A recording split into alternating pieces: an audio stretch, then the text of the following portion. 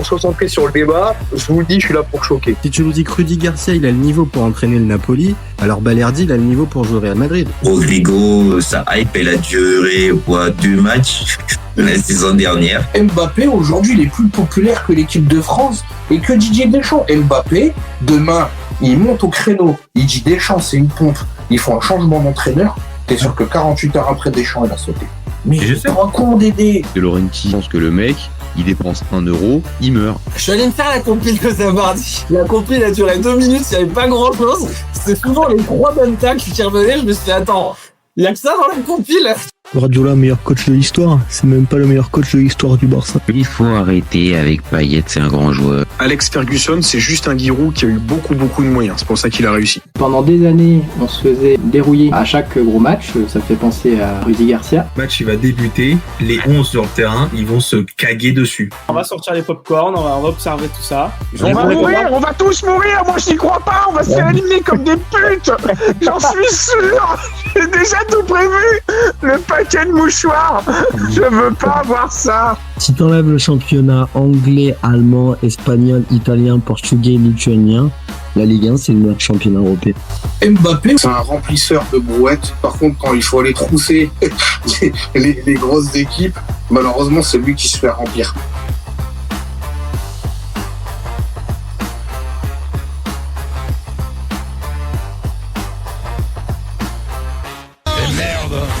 Salut à tous, super content de vous retrouver pour un premier point mondial 2026 du FC Copain.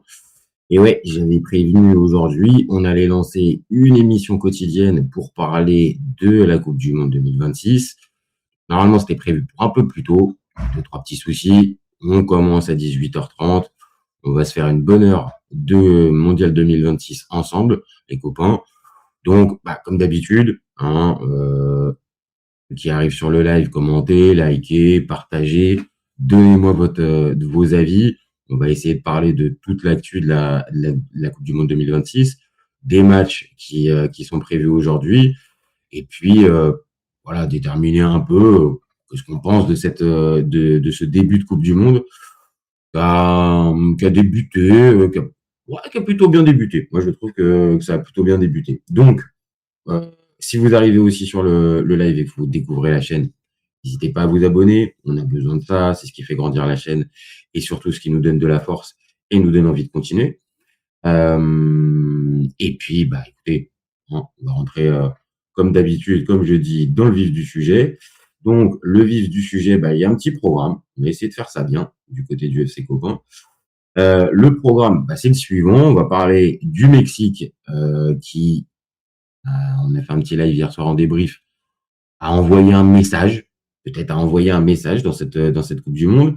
On a évidemment la Corée du Sud avec le rêve des 8e de finale, qui peut peut-être ne plus être qu'un rêve, mais aussi une vraie réalité. Et puis on va parler aussi évidemment des deux perdants, l'Afrique du Sud et la République tchèque, revenir un peu dessus. On va être obligé, parce que ça fait partie de l'actualité terrain, l'arbitrage. Moi, j'en ai parlé hier soir après le match contre le Mexique, emballé du tout par le match de notre ami Sampaio, je crois. Donc on va voir un peu ça, et puis se projeter aussi les copains, parce que là il y a un match à 21h, Canada-Bosnie. Je vais être normalement Canada-Italie. On va essayer de se reprendre. Les copains. Donc à Canada-Bosnie à 21h et à 3h du matin, un intéressant et alléchant États-Unis-Paraguay. Bon, alors oui, évidemment, peut-être pas pour le grand public, mais on a tous envie de voir ce que va donner l'autre pays organisateur. Et le Paraguay, on en a un tout petit peu parlé sur la chaîne, ça va pas être forcément un sparring partner. Donc, voilà, un petit programme un petit peu sympa. On se fait une petite heure dessus. Donc moi, ce que je vous propose, c'est déjà de commencer par le Mexique, parce que le Mexique, c'est le premier match, et après quasiment 24 heures, ouais, c'était vrai quand même que la prestation mexicaine, elle lance bien cette Coupe du Monde. Évidemment, en termes d'organisation, bon, je parle purement sportif sur l'organisation de la rencontre. J'ai pas vu de problème. Sur le terrain, on l'a dit, c'était un match un peu à sens unique, par l'ouverture du score et après par les décisions arbitrales. Mais en soi, le match était pas infâme. Loin de là. J'ai mis moi un 5,5 sur 10 parce que on est au-dessus de la moyenne, mais il n'y a pas un intérêt fou et un suspense fou. Donc oui, j'ai plutôt tendance à mettre cette entrée en matière plutôt douce avec une note positive. Maintenant, on va pas se laisser non plus embarquer là-dessus. Est-ce que le Mexique envoie un message? C'était un peu le sens du débat qu'on a fait hier soir. Le Mexique, pour moi, envoie un message aux autres nations du groupe. Par contre, c'est pas un message qui est envoyé, on va dire, comme signal d'un Mexique compétitif et d'un Mexique qui va être en capacité de pouvoir, ne serait-ce que juste dépasser son plafond de verre des huitièmes de finale. Franchement, c'est trop tôt. Sur ce qu'on a vu et sur ce qu'a proposé l'Afrique du Sud, très très compliqué, je trouve, d'aller se dire que le Mexique envoie un message fort. Ils envoient juste un message aux autres sélections du groupe. Va falloir compter sur eux.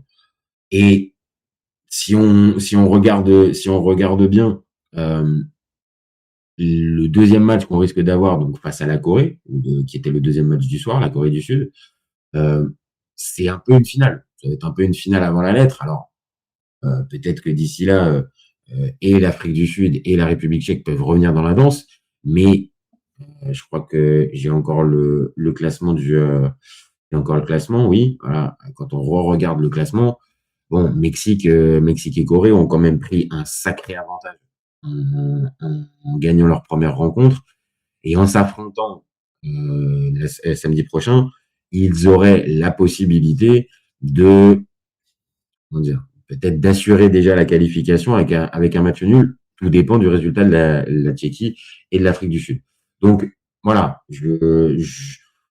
sur ce qu'on a pu voir de cette première journée et de ces deux premiers matchs, c'est une entrée en matière en douceur. Vraiment, on n'est pas, perso, je suis pas subjugué par le spectacle, mais je suis pas déçu par ce que j'ai vu. Donc, en plus, on parle pas forcément de matchs d'affiches. Voilà, on a certaines affiches pendant ce premier tour de Coupe du Monde qui sont peut-être plus alléchantes. Là, sur ce qu'on a vu, moi je l'ai dit hier, les matchs étaient intéressants. Il y avait l'envie en plus d'aller remporter le match. Globalement, surtout pour le Corée du Sud Tchéquie. Mais le Mexique, par sa volonté d'aller chercher la gagne pour son premier match avec l'appui du public, franchement, ça se suivait. Donc, voilà, les enseignements pour ce premier match, les deux équipes vainqueurs vont nous offrir, entre guillemets, une jolie finale vendredi prochain, vendredi ou samedi prochain pour le deuxième match. Maintenant, les deux autres vaincus, que ça soit République tchèque ou Afrique du Sud, à se mentir les copains, c'est quand même pas GG, hein. C'est quand même pas GG, surtout pour l'Afrique du Sud. La Tchéquie, ça se joue sur pas grand chose. Ils prennent un but en fin de match. Il y a des circonstances. Bon, ils sont pas complètement à côté de la plaque. Par contre, côté Afrique du Sud, je l'ai dit, c'est vraiment décevant. Le match qu'ils ont fait, il est pas bon. Vraiment, il est pas bon parce que, ok, il y a des décisions arbitrales. On en reparlera tout à l'heure. Mais le match, le contenu est pas bon. Défensivement, c'était trop faible. Et offensivement, ils ont été inexistants. On les a pas vus. Ils ont fait 3 tirs cadrés, mais vraiment, c'était trop faible. Donc, voilà, je vais pas dire que je suis ultra hypé par cette première journée. C'était une entrée en matière sympa. Voilà. Et je pense que c'était important quand même de le repréciser dans ce petit point du Mondial 2026. Maintenant, oui, voilà, c'est pas les matchs dont on va parler indéfiniment pendant cette Coupe du Monde. C'était une entrée en matière plutôt positive. Après, si on doit vraiment s'arrêter sur le point important, je pense, et c'est pas faire de la polémique à 2 balles et c'est pas aller chercher, on va dire du bashing d'arbitre. Et clairement, c'est pas ça.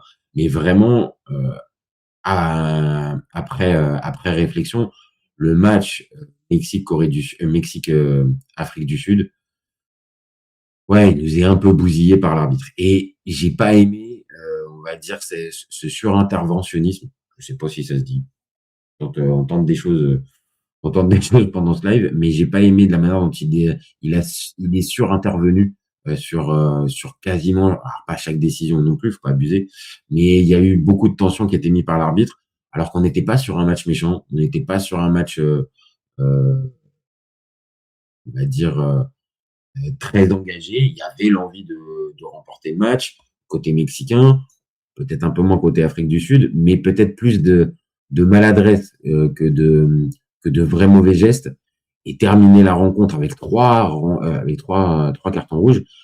On l'a pas précisé hier, mais c'est la première fois qu'un match d'ouverture du mondial se termine avec 3 cartons rouges. Donc, bien sûr, on peut toujours se dire que les cartons rouges, c'est pas que l'arbitre. L'arbitre n'est que la conséquence des actes des joueurs. Maintenant, quand l'arbitre en rajoute, je suis obligé, moi, personnellement, de le souligner et de dire, bon, bah ouais, et je n'irai pas jusqu'à dire qu'il nous a bouffé bouffé la rencontre. Mais je l'ai dit, la deuxième mi-temps, à partir du carton rouge qui est donné, qui peut s'entendre, encore une fois, celui-là, il peut encore s'entendre. Moi, je le trouve difficile, je le trouve dur, mais il peut s'entendre.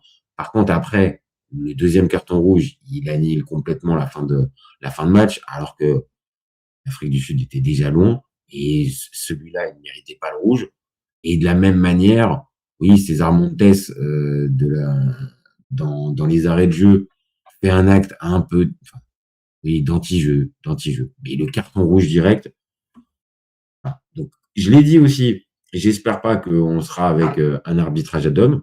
Donc, ce qu'on a l'habitude de dire généralement pour la CAN, voilà, je vais quand même, je pense qu'on va être pas mal à être vigilant là-dessus et de voir si c'est la fameuse spécificité de la CAN ou au contraire si c'est quelque chose qui revient. Donc on va voir déjà ce soir cette nuit avec le États-Unis-Paraguay qui peut-être, hein, je dis bien, être le détonateur de justement cet arbitrage ad hoc. Je souhaite pas du tout ça, vraiment. Plus on peut être loin des polémiques d'arbitrage, mieux c'est.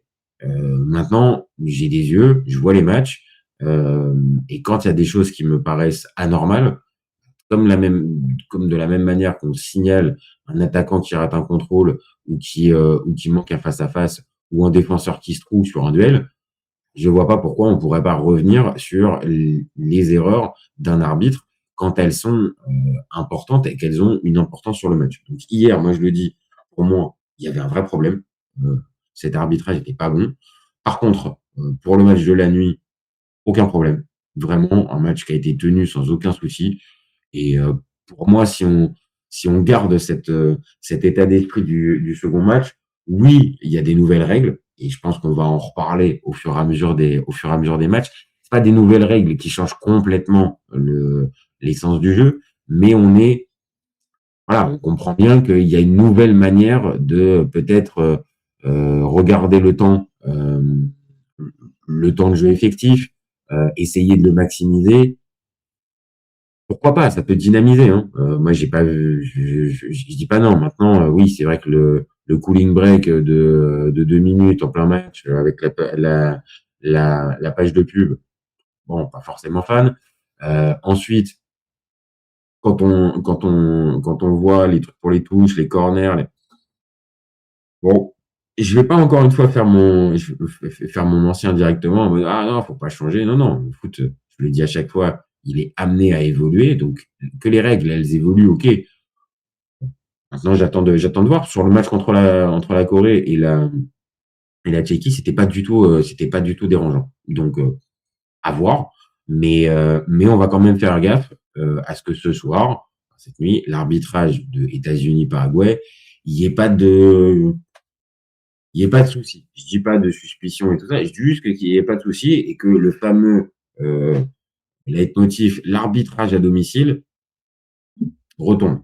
Et puis, évidemment aussi, pour le Canada-Bosnie, carrément de 21h dans quelques heures, pareil, le Canada est pays organisateur au même titre que le Mexique et les États-Unis, a envie forcément de voir des choses un petit peu bizarres. Donc maintenant, c'est un début de compétition, on l'a dit, on rentre plus ou moins doucement dans le vif du sujet. Il y a eu cette polémique, pour moi, en tout cas en termes de terrain, parce que des polémiques, il y en a des dizaines, et je l'ai déjà dit, on en parlera en temps voulu, plus calmement et plus sereinement que là, pris dans le tourbillon des matchs.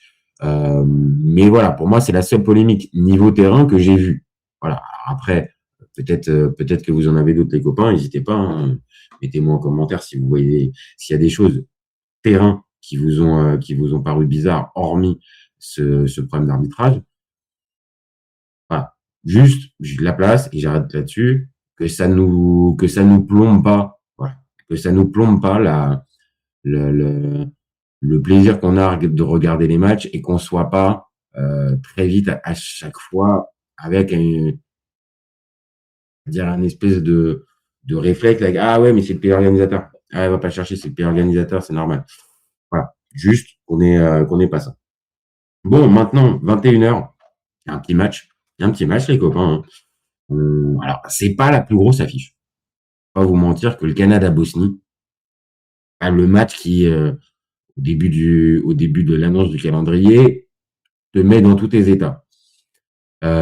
Au-delà de la blague, normalement, ça aurait dû être l'Italie.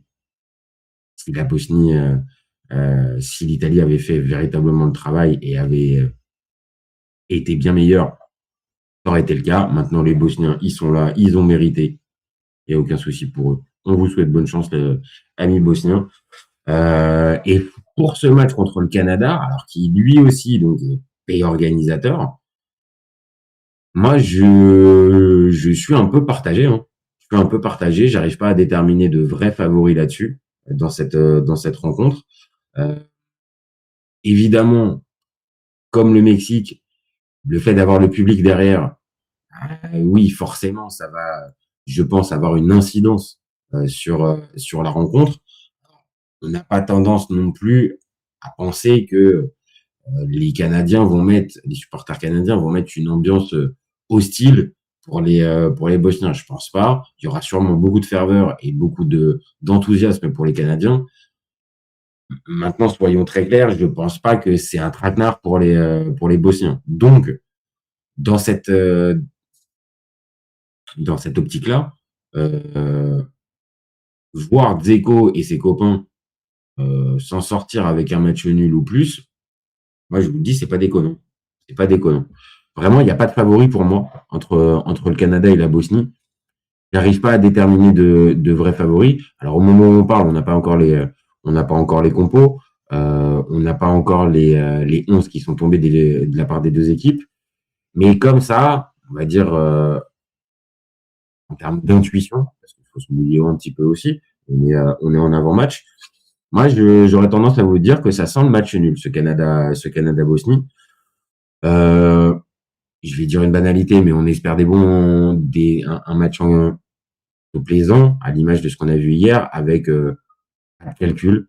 On est en première journée. Je comprends bien que certaines équipes ne veulent absolument pas mal démarrer leur compétition, et encore plus, je pense, les Canadiens. Maintenant, s'il vous plaît, si on pouvait avoir un match, voilà, à l'image de ce qu'on a pu avoir hier, avec des équipes qui cherchent à aller déstabiliser l'autre et à y gagner, ça m'arrangerait en tant que supporter, enfin, en tant que fan de foot et amateur de foot, j'aimerais bien, ça m'arrangerait quand même. Donc maintenant, si on regarde de plus près, Canada et Bosnie, j'ai pas les stats, mais je pense, je vais regarder ça en direct dans les prochains, les copains, on aura des petits visuels qui seront bien meilleurs. Mais Canada-Bosnie, le Canada, c'est combien au classement FIFA? C'est 30e, alors que la Bosnie, c'est 64e.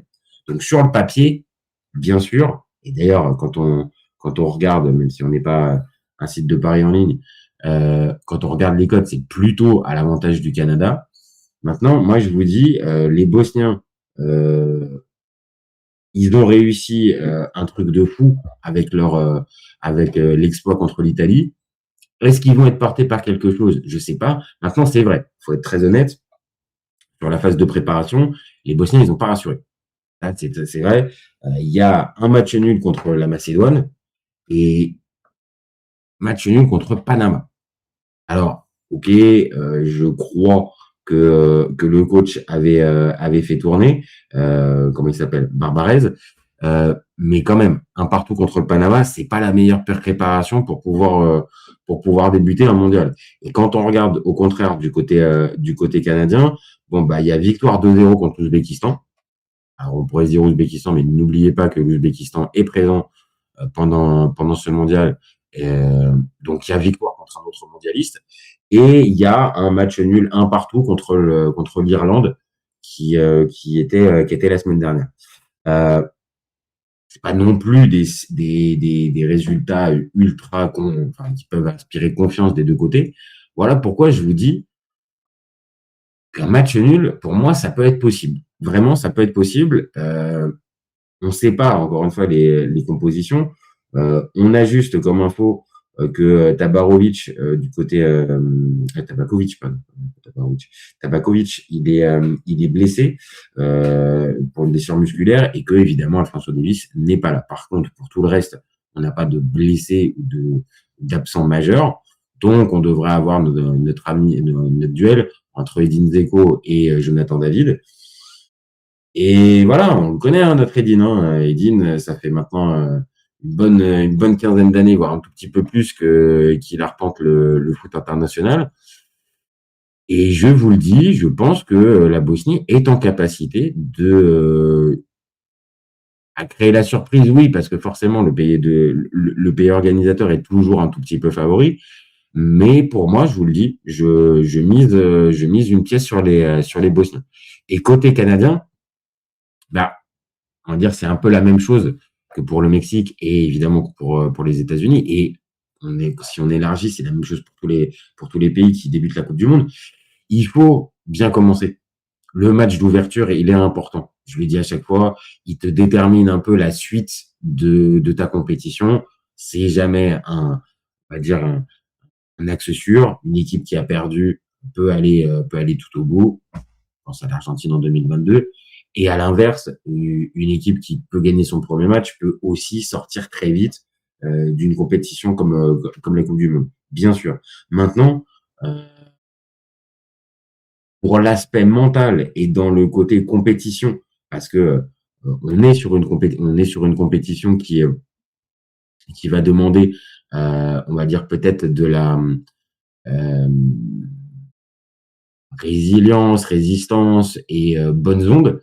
Évidemment, tu commences par une performance positive, ta Coupe du Monde. Je pense que ça peut découler derrière d'une belle aventure à suivre. Maintenant, c'est pas une science exacte, il y a des contre-exemples, mais là pour le coup, le Canada, s'ils ont envie de bien débuter leur compétition à domicile, bon les copains, évidemment, si ça commence par une victoire, dans un groupe en plus où c'est pas dingo, avec le Qatar, la Suisse, la Bosnie et donc le Canada, tu viens remporter ton premier match contre la Bosnie, tu te mets dans des conditions, je dis pas idéales, parce qu'il faudra encore affronter et le Qatar et la Suisse qui est un gros morceau. Mais honnêtement, on n'est vraiment pas sur un groupe ultra relevé. Donc, si tu gagnes le premier contre la Bosnie, ouais, les Canadiens pourraient commencer à vraiment bien se projeter sur un 16e de finale qui serait déjà une très belle perte pour les Canadiens. Les Canadiens, je vais pas vous mentir, les copains, moi, depuis que je suis le foot, j'ai jamais vu le Canada qui a été plus loin que le premier tour et même déjà en termes de participation depuis 94. Voilà, il y a 2022 et il y a la 2026 parce qu'ils sont pays organisateurs. Donc, on parle pas d'un gros pays de foot, une grosse nation de foot. Alors, on me dirait la Bosnie non plus, mais la Bosnie a pour excuse peut-être d'être un plus jeune pays, un tout petit pays par rapport au Canada. Donc, on peut pas forcément comparer, mais ils étaient là déjà en 2014, les Bosniens. Ils sont là de nouveau en 2026. Sur les performances récentes, les Bosniens me paraissent un peu mieux. Maintenant, oui, c'est parce qu'on a aussi une bonne partie des joueurs, dont Edin Dzeko, qu'on voit depuis des années, donc ça parle peut-être plus. Mais chez les joueurs canadiens, on parle d'Alphonso Davies, on parle de Jonathan David, on parle de Buchanan. Il y en a pas mal des joueurs qu'on commence à voir au plus haut niveau européen, canadien. Mais moi, je suis désolé, mais avant le match, là, je me positionne à un peu plus de 2 heures du coup d'envoi entre les deux. Pour moi, ça sera un match nul. Voilà. Donc, si on est sur un match nul, ça laisse plein de perspectives pour la suite de la compétition dans ce groupe. Et évidemment, le Qatar-Suisse aura, je pense, encore plus de valeur, parce que si tu viens avoir 2 équipes qui font match nul dans le groupe, une victoire te met quasiment, pareil, en situation de te qualifier pour la suite. Donc, il va être intéressant, même si sur le papier, bien sûr, les copains, peut-être que ce soir, vous n'êtes pas forcément ultra hypés par le Canada-Bosnie. En tout cas, on y sera, on fera le débrief comme on a commencé notre petite série de débriefs sur la chaîne. Et on n'est pas à l'abri d'avoir un match un petit peu fou, avec peut-être 2 équipes pas calculatrices et joueuses. Maintenant, si on doit être vraiment très factuel, ce soir, le match qui hype le plus, c'est États-Unis-Paraguay. Vraiment, je la place. Pareil, on va pas faire un peu les faux culs ou les hipsters à dire que c'était le premier match qu'on avait coché dans cette phase de premier tour. Je l'ai dit, un Allemagne-Côte d'Ivoire ou un Allemagne-Équateur ou même un Côte d'Ivoire-Équateur dans ce groupe-là, franchement, c'est plus hypant. Un Brésil-Maroc, bien évidemment. L'Argentine-Algérie, évidemment. Le Espagne-Uruguay, le France-Sénégal, il y en a plein. Mais vraiment, le États-Unis-Paraguay, si je dois déterminer sur les 4 premiers matchs qu'on aura vus, donc ça sera le 4e, il y aura eu Mexique, Afrique du Sud, Corée du Sud, Tchéquie, Canada, Bosnie et États-Unis-Paraguay, pour moi, c'est le plus hypant. Pourquoi? Parce que je pense que les États-Unis, on a tous envie de voir ce que ça donne. On a tous envie de voir si réellement cette sélection, elle est en capacité de pouvoir, alors je dis pas de faire rêver tout un peuple, parce qu'on sait très bien aux États-Unis, le soccer restera toujours, quoi qu'on en dise et quoi que nous disent les amateurs de MLS, désolé, mais on le voit bien, c'est la sensation qu'on a de l'extérieur, c'est que ça restera toujours un sport mineur au sein même des États-Unis. Donc, bon, ok, on a envie de voir ce que peut-être ça pourrait déclencher comme engouement, mais au-delà de ça, l'engouement c'est une chose, mais je le répète à chaque fois, un public n'a jamais marqué un but, donc ça c'est un paramètre parmi d'autres. Par contre, la qualité de cette équipe américaine et le 11 proposé par Pochettino, ouais, là par contre, là les copains, je vous le dis, ça m'intéresse véritablement, et j'ai vraiment envie de savoir si cette équipe elle est en capacité de pouvoir faire un bon parcours. Et on avait eu le quart de finale, si je me trompe pas, en 2002 des États-Unis. Est-ce que ça peut aller jusque-là? Si on regarde bien, on avait fait le débat sur la chaîne, n'hésitez pas à y jeter un coup d'œil. Si les États-Unis finissent premiers, ils peuvent avoir une partie de tableau qui peut être plus à leur avantage. Donc, il y a vraiment intérêt à aller remporter les points, mais les États-Unis, c'est une chose. Voilà, on a envie de savoir, on a envie de les situer un peu plus. Est-ce que Pulisic sera l'homme fort, comme on nous explique depuis des années, comme on croit depuis des années en Amérique? Vraie question, on va voir. Est-ce que Folarin Balogun, on le voit, nous, depuis des années en Ligue 1, est-ce qu'il va passer le cap et être une des attractions du mondial? Pourquoi pas. Les joueurs locaux, pourquoi pas. Mais dans l'équation États-Unis-Paraguay, je vous le dis, moi j'ai envie de voir le Paraguay. Parce que, évidemment, une nation sud-américaine, t'as toujours un peu l'œil l'œil dessus. Alors bien sûr, le Mexique n'est pas une nation sud-américaine, c'est CONCACAF, donc c'est très bien. Maintenant, il y a quand même aussi une influence un peu sud-américaine, mais moindre. Là, par contre, Paraguay, on va être vraiment sur une équipe qui va, comment dire, je pense, jouer crânement sa chance face aux États-Unis. Le Paraguay, hein, bon, ça perd face au Maroc juste avant.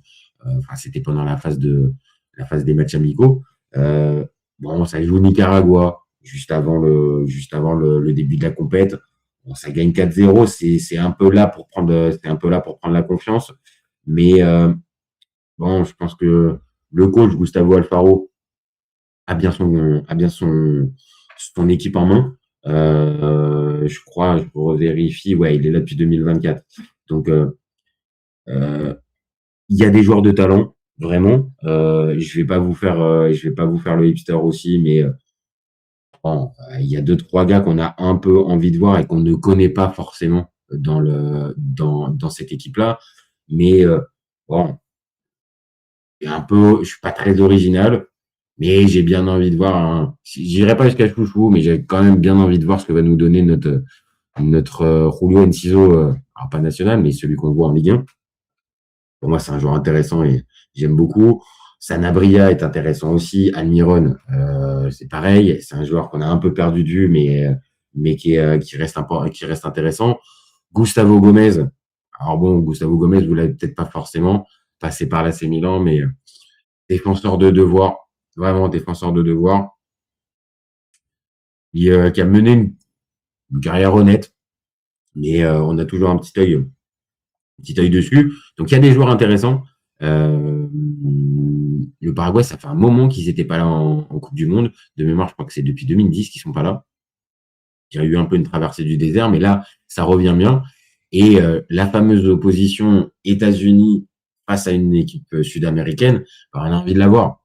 On a forcément envie de la voir parce que il y a plus qu'un simple match de Coupe du Monde, je pense, entre le Paraguay et les États-Unis, dans le sens où je suis pas en train de vous dire que le Paraguay est en train de c'est le match de leur histoire, le match du siècle.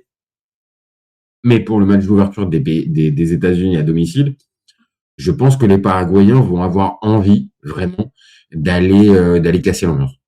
Vraiment d'aller casser l'ambiance. Donc, pour ça, j'ai bien envie de voir. Et je l'ai dit tout à l'heure, le fameux potentiel États-Unis, je dis pas qu'on nous vend, parce que on n'est pas en train de nous vendre ça. Au contraire, on est en train de nous dire que les États-Unis sont un très faible pays organisateur. Bon, je rappelle juste qu'en 2022, le Qatar, c'était quand même pas dingo. Et ça n'a pas passé le premier tour. Donc, je sais pas. Je pense que les États-Unis, on n'est pas sur un favori de la compétition. On n'est même pas, pour moi, sur un outsider. On est vraiment sur une équipe qui, si elle atteint le meilleur stade de son histoire en Coupe du Monde, c'est-à-dire un quart de finale, ça sera déjà une énorme réussite. Plus, non, je n'y crois pas. Maintenant, j'ai envie de voir. Et c'est pour ça qu'à 3h du matin, comme pour les autres matchs, les copains, on va être devant et on fera le débrief. Je crois que c'est donc à 3h, donc ça sera vers les coups de 5h. On fera le débrief et on verra. Et ce que j'ai dit tout à l'heure, la fameuse question de l'arbitrage, j'espère qu'elle n'aura pas lieu dans ces deux rencontres, parce que voilà, nous ce qu'on veut c'est du terrain, et le reste ça nous importe. C'est pas que ça nous importe peu, mais ça nous intéresse quand même un peu moins. Et on n'aime pas commenter des décisions arbitrales ou des manières d'analyser la décision d'un arbitre. Non, franchement, perso, j'aime pas ça. Je le fais parce que quand ça me saute aux yeux, c'est important, je pense, d'en parler. Par contre, de s'attarder dessus à 24, non, perso, je vais pas fidéliser ça. Donc, on va attendre. Vous avez compris, moi perso, sur ces deux matchs-là, je suis hypé. Je vais regarder ça avec intérêt, même si c'est pas les deux plus grosses affiches. Mais je pense qu'on peut avoir des bonnes surprises. Et à l'image des deux matchs de cette journée de jeudi, cette journée nuit de jeudi, on peut être sur les mêmes bases. Donc voilà, ce petit point mondial va s'arrêter, je pense, globalement là-dessus, en se disant que par la suite, ils vont être peut-être plus fournis avec des copains qui viendront. Là, c'était un peu fait en dernière minute, donc l'horaire sera peut-être différent dans les prochains, et on rentrera peut-être plus dans l'analyse dans les prochains points du point mondial. Par contre, gardez en tête que voilà, ça, cette émission-là, elle va avoir lieu tous les jours pour parler mondial, et que ça soit en rediff ou en podcast ou en direct, vous pouvez toujours venir, donner vos avis, donner vos tendances. Ça peut donner aussi des idées de débat, ça peut faire réagir, et c'est ce qui fait entretenir la chaîne. Donc, on n'hésite pas, les copains. Voilà, un petit like, un petit message, un petit abonnement. C'est ce qui fait, c'est ce qui donne de la force, et c'est ce qui nous donne envie de continuer comme d'habitude. Live dispo en replay dans quelques minutes. Le podcast sera lui aussi dispo dans quelques dizaines de minutes. On revient tout à l'heure à la fin du Canada-Bosnie pour faire le débrief ensemble. On reviendra cette nuit après le États-Unis-Paraguay pour refaire pareil le débrief ensemble. Et puis on reviendra dans la journée de samedi avec un point mondial, sûrement avec un copain qui m'accompagnera pour cette actu mondiale. Et puis vous savez, si vous suivez la chaîne depuis un petit moment, vous gardez en tête, OFC Copains, on est ouvert toute l'année. Ciao, ciao les copains. Ciao, ciao. À tout à l'heure.